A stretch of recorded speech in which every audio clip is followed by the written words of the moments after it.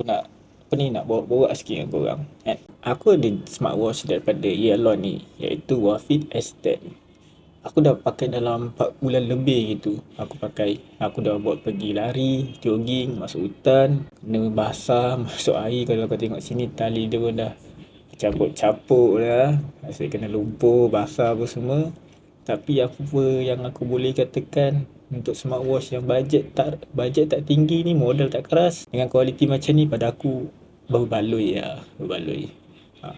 Smartwatch sangat berbaloi lah pada aku. Untuk orang yang bajet tak tinggi untuk beli smartwatch, aku rasa ni berbaloi. Sebab apa? Dalam dia pun komplit kan.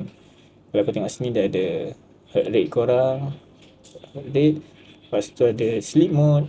Lepas tu dalam pun dia ada juga sport mode kat sini. Sport mode dia ada juga.